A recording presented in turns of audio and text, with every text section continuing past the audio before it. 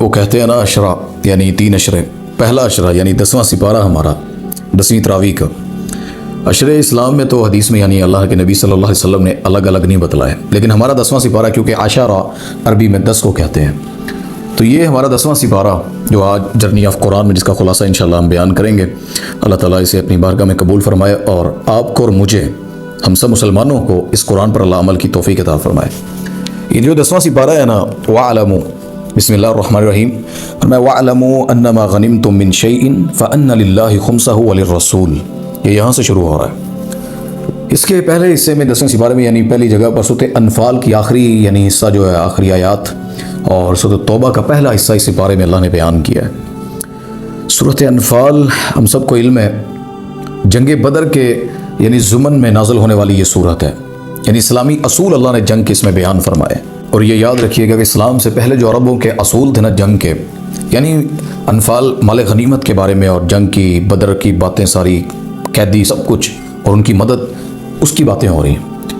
تو پہلے جو جنگ ہوتی تھی نا، اصول ہوتا تھا عرب میں، جو لڑتا ہے جنگ، آپس میں لڑائی ہوئی، جس نے جتنا مال اٹھا لیا جنگ کے بعد جہاں لے کر چلا گیا وہ اس کا کوئی اسے کھینچتا نہیں تھا.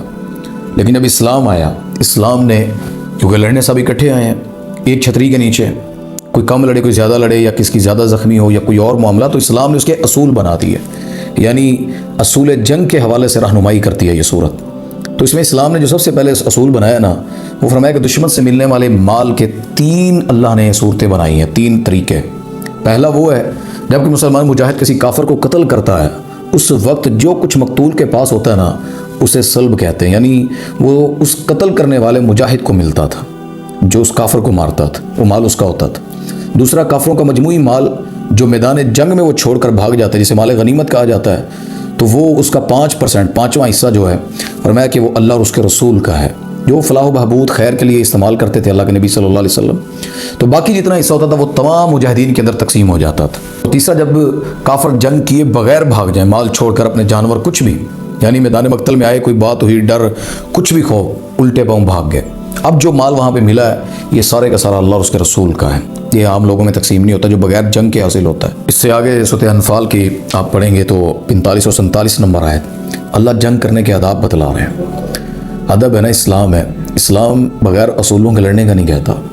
لوگ کہتے ہیں نا جنگ میں سب جائز ہوتا ہے، جنگ میں سب جائز نہیں ہوتا. اسلامی جنگ میں یہ ادب اللہ قرآن میں سکھا رہے ہیں، حدیث میں بھی ہے. نبی پاک صلی اللہ علیہ وسلم جب قافلے کو بھیجا کرتے اپنے، تو اسے کہا کرتے تھے کسی عورت کو نہیں مارنا، کسی بچے کو، کسی بوڑھے کو، کسی کے کھیت خراب نہیں کرنے. جو شخص اپنے گھر کی دہلیز دروازے پر بیٹھا ہے اس سے نہیں لڑنا. جو جنگ نہیں کر رہا تمہاری اسے کوئی جنگ نہیں ہے، وہ امن میں ہے. یہ جنگ کے اصول اللہ نے سکھائے نبی پاک صلی اللہ علیہ وسلم کی زبان سے.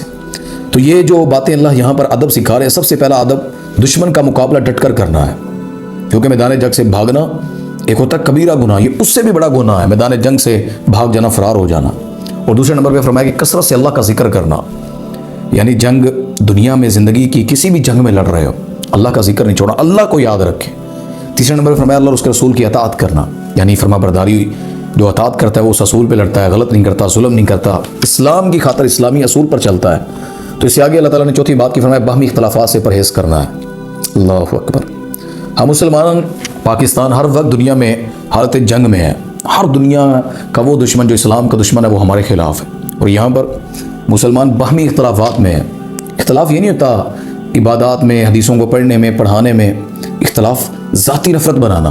اختلاف برائے اصلاح رکھے مسلمانوں میں، سب مسلمان جو کلمہ پڑھتے ہیں. اختلاف برائے نفرت اور ذلیل و رسوا کرنا، یہ باہمی اختلاف ہے جسے اللہ کے نبی صلی اللہ علیہ وسلم نے منع فرمایا. 5 نمبر فرمایا کہ صبر کرنا، یعنی صبر کا دامن نہیں چھوڑنا. 6 نمبر پہ تکبر نہ کرنا. اور 7ویں بات فرمائی کہ آپ کی جنگ اسلام کے لیے ہو، اسلام سے روکنے کے لیے نہ ہو. اسلام کی سربلندی علیہ کلمت اللہ کے لیے لڑ رہے ہو. یہاں ان آیات میں 45 اور 47 تک اللہ تعالیٰ ہمیں یہ چیزیں سمجھا رہے ہیں.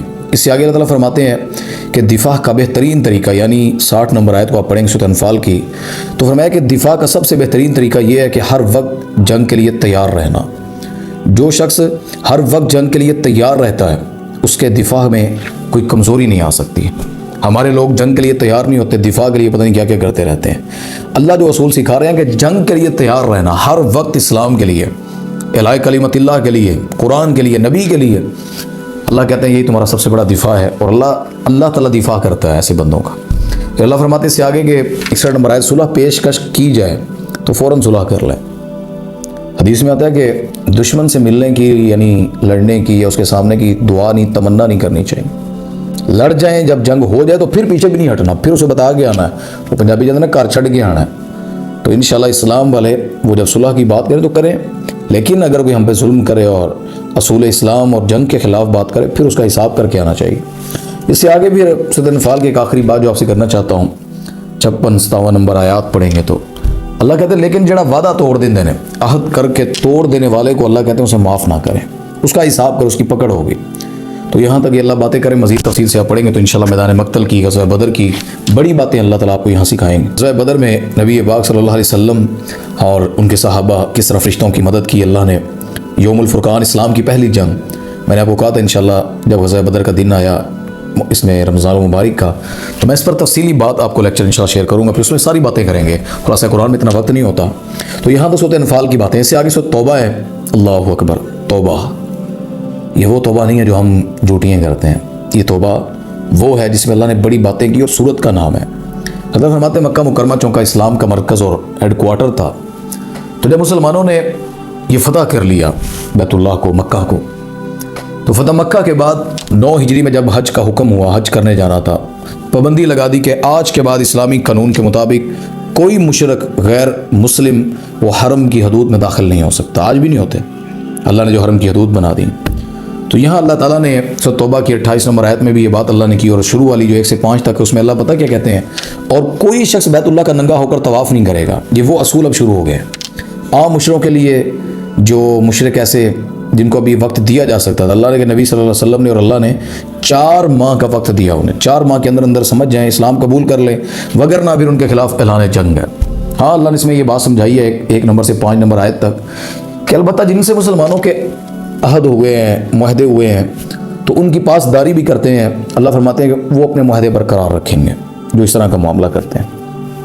اس اعلان کی زد میں مسلمانوں کے خاندان رشتہ دار بھی آتے تھے، تو سورۃ توبہ کی 23 اور 24 نمبر آیت کو جب آپ پڑھیں گے نا، کیونکہ ابھی مسلمان نہیں ہوئے تھے، ابھی وہ باپ مسلمان ہے تو بیٹا کافر ہے، بیٹا مسلمان ہے تو باپ کافر ہے۔ اب اللہ کہہ رہے ہیں حرم چ نہیں آن دینا۔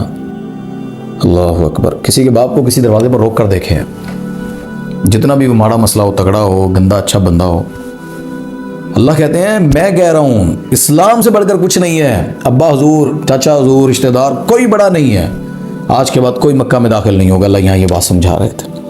تو حضرت فرماتے ہیں تمہارے دلوں میں سب سے زیادہ محبت اللہ اور اس کے رسول اور جہاد کی ہونی چاہیے۔ ان آیات میں 23 اور 24 توبہ کی اللہ یہ بات کر رہے ہیں۔ اس سے آگے آپ پڑھیں گے تو 29 نمبر آیت اللہ کہتے ہیں مشرکین عرب کے بعد یہود و نصارہ سے بھی جہاد کرنے کا حکم دیا، اللہ یہ کوئی اسلام قبول کر لیں یا جزیہ دیں۔ یہ جنگ اب بڑھتی جا رہی تھی، یہ صرف مکہ کے کافروں کے خلاف نہیں رہی، پھر مدینہ کے ارد گرد وہ قبیلے بنو قریظہ، بنو قینقاع، یہودی، غدار، اسلام سے دھوکہ کرنے والے، معاہدے توڑنے والے، اللہ نے کہا ان کی اب پکڑ ہوگی، ان کے خلاف جہاد ہوگا۔ تو پھر اللہ کے نبی صلی اللہ علیہ وسلم کے خلاف کیا، اور جو پکڑے گئے یا رکھے ان سے جزیہ لے کر انہیں چھوڑا، ان سے وعدہ کیا۔ اس سے آگے 34 نمبر آیت اللہ کہتے ہیں یہود کی گمراہی کا سب سے بڑا وجہ ان کے مولوی اور پیر تھے جو لوگوں کا مال کھانے کے لیے انہیں غلط گائیڈ کرتے تھے۔ وہ عالم دین، وہ لوگ جو لوگوں کو دولت اور ان کی چیزوں کو لالچ میں ان سے دین حق بیان نہیں کرتے، وہ ظالم انسان ہے اور اپنے لیے جہنم کے راستے سیدھے کر رہے ہیں۔ وقولوا قولا سدیدا، سیدھی گل کریا کرو بھائی، وہ جو عالم دین ہے، سارا جہان دشمن ہوتا ہے ہو جائے کوئی مسئلہ نہیں، بڑے راستے آئیں گے، لوگ تان و تشنیع کریں گے، پتہ نہیں کیا کیا، آپ نے حق پر کھڑے رہنا ہے، وکونوا مع الصادقین، سچوں کے ساتھ رہنا ہے، جس طرح اللہ کا حکم ہے۔ تو اللہ تعالیٰ یہاں ان کا فرما رہے ہیں کہ ان کے علماء نے، ان کے یہودیوں کے بڑوں نے ان کو غلط گائیڈ کر کے ان کو گمراہ کر دیا۔ ہماری بھی گمراہی یہی ہے کہ ہمارے پیروں، بڑوں، مولویوں نے پڑھ کے ہمیں گمراہی کے راستے پر لگا دیا۔ اس سے آگے اللہ تعالیٰ فرماتے ہیں سورۃ توبہ کی 36 اور 37 نمبر آیت کو آپ پڑھیں، فرمایا کہ اللہ نے پہلے دن کائنات کے لیے ایک کیلنڈر ترتیب دیا جس میں سال کے 12 مہینوں کو اللہ یعنی اس کیلنڈر کو اس پر مشتمل کیا۔ ان میں 4 مہینے اللہ نے حرمت والے بنائے تھے، ان میں ظلم و زیادتی اور گناہ کی شناعت اللہ تعالیٰ نے جس طرح ہوتا تھا، اللہ کہتا ہے اس میں مزید بڑھ جاتی۔ مشرکین کا یہ جرم تھا کہ وہ حرمت والے مہینوں کی بھی تمیز نہیں رکھتے تھے عرب کے لوگ، تو اللہ تعالیٰ ان کی پکڑ اور جس وجہ سے اللہ ان پر عذاب بھیجے اور غصہ کیا، اللہ ان کا تذکرہ فرما رہے ہیں۔ تو اس سے آگے میں تو کہتا ہوں ذرا سوچیں کہ ہمیں کتنا گناہ جو حرمت والے مہینوں کا ذرا ہم بھی خیال نہیں رکھتے، اللہ ہمارے ساتھ کیا کرتا ہوگا۔ اللہ ہمارے ساتھ جتنی ڈھیل دے رہا ہے یہ نبی کی وجہ سے، لیکن پکڑ لے، ہمارے لوگوں کو پتہ ہی نہیں حرمت والے مہینے کون سے ہیں، ہمارے لوگوں کو پتہ ہی نہیں اسلامی تاریخ ہو، اسلامی کیلنڈر اور اللہ کی باتیں، یاد رکھیں پڑھا کریں ورنہ اللہ کی پکڑ بڑی سخت ہے۔ تو اس سے آگے بھی اللہ تعالیٰ فرما رہے ہیں کہ جہاد سے انکار کرنے والوں کو اللہ عذاب کی دھمکی دیتا ہے، اور فرمایا اگر تم جہاد نہیں کرو گے تو اللہ تمہیں ختم کر کے دوسری قوم لے گا، تمہیں مٹا کر اللہ اور قوم لے گا جو اللہ کے ہوں گے، اللہ کے راستے میں جہاد کریں گے۔ اس سے آگے اللہ کہتے ہیں منافقین جو ہیں، منافقین وہ اس سے آگے اللہ تعالیٰ فرماتے ہیں منافقین جہاد سے بھاگتے تھے، البتہ جہاں انہیں یقین ہوتا کہ مسلمانوں کو فتح ہوگی، مال غنیمت لبے گا، یہاں تو بچت ہی بچت ہے، وہاں پر یہ ظالم بھاگ کر پہنچ جاتے تھے۔ تو یہاں جو اللہ تذکرہ کرے نا غزوہ تبوک کا، یہ سب سے مشکل غزوہ تھا، سب سے مشکل، سخت گرمی کا موسم، کھجوریں پکی ہوئی، اہم ترین فصل پک کر تیار کھڑی تھی، اور سواریاں کم تھی، لوگ زیادہ تھے، مال و متاع جتنی ان کی طاقت تھی وہ موجود تھا، پکڑے گئے۔ اللہ تعالیٰ نے فرمایا کہ اگر مال غنیمت کی امید ہوتی، سفر قریب کا ہوتا تو ضرور آپ کے ساتھ جاتے، نیڑے نیڑے جلسہ ہو رہا ہے جھٹ چلے جانے ہیں، کہیں قریب کوئی مسئلہ کوئی کام، دین کے لیے جانا، پھر گھڑی ٹائم شیڈول، پھر مولانا سے تعلق، پھر دیکھنا میرا تعلق ہے اس جلسے میں نہیں، سٹیج پہ جگہ ملے گی کہ نہیں، لوگ میرے ساتھ کس طرح ملیں گے، کھانا ہوتے ہے کہ نہیں، ہمارے دین پر چلیں گے سٹائل ایسے ہیں۔ اللہ کہتے ہیں یہ منافقین کا سٹائل تھا کہ جہاں انہیں نظر آتا مال غنیمت ملے گا، جہاں فائدہ ہوگا، نفع ہوگا، سفر بھی زیادہ نہیں ہے، تو فرمایا وہ لالچ کرتے اور آپ کے ساتھ آ جاتے۔ اور اگر ایسا نہ ہوتا، مال غنیمت کا پتہ نہ ہوتا، مسلمان کم کافر زیادہ، جس طرح غزوہ تبوک کی جنگ میں مسلمان ایک سواری پر 33 لوگ سوار تھے، موسم پک چکا، امتحان بن چکا تھا، تو اللہ تعالیٰ یہاں پر ان کے لیے یہی بات کر رہے ہیں کہ میرے نبی یہ مال غنیمت کی وجہ سے آتے ہیں، ان کا نفاق اس جنگ کے بعد، تبوک کے بعد، غزوہ تبوک کے بعد کھل کر اللہ نے سامنے، اگر اللہ نے کہا یہ سب جھوٹ بول رہے ہیں، یہ سارے آپ کے سامنے فراڈ لگا رہے ہیں۔ تو اس سے آگے بھی اللہ تعالیٰ فرماتے ہیں کہ منافقین پر سختی کرنے اور انہیں سزا دینے کا حکم دیا، اور اگر ان میں سے کوئی مر جائے، اللہ اکبر، منافق دل میں نفاق ہے، چہرے سے اور اندر سے اور، تو فرمایا کہ ان کی نماز جنازہ بھی نہیں پڑھنی آپ نے، ان کی قبر پر بھی نہیں جانا، کوئی دعا نہیں مانگنی ان کے لیے۔ اللہ اکبر، یہ 73 سے 84 نمبر آیت تک آپ پڑھیں گے تو یہ چیزیں آپ کو ملیں گی صورت میں۔ جس میں ایک آخری بات بھی آپ سے کرتا جاؤں، جس سورۃ توبہ کی 91 اور 93 نمبر آیت ہے، فرمایا کہ البتہ جو لوگ سچے مسلمان ہیں لیکن کسی حقیقی عذر کی وجہ سے پیچھے رہ گئے تو ان پر اللہ کہتے کوئی گناہ نہیں، اور اسی طرح ان لوگوں پر بھی کوئی عیب نہیں جو سواریاں نہ ہونے کی وجہ سے آپ کے ساتھ نہیں جا سکے۔ یہ کچھ لوگوں کو اللہ نے پھر جن کی اصل مجبوری تھی اللہ نے چھٹی دے دی، وگرنہ کیا ہوا اور اللہ کی پکڑ کیسے ہوئی، یہ انشاءاللہ اگلے سپارے میں یہ باتیں آئیں گی۔ کون سے مسلمان تھے جو پیچھے رہ گئے، کون سے منافقین تھے، کتنی تعداد تھی، یہ انشاءاللہ کل آپ سے اس پر ڈسکشن کی جائے گی۔ اللہ تعالیٰ ہم سب کو عمل کی توفیق عطا فرمائے۔ السلام علیکم ورحمۃ اللہ وبرکاتہ۔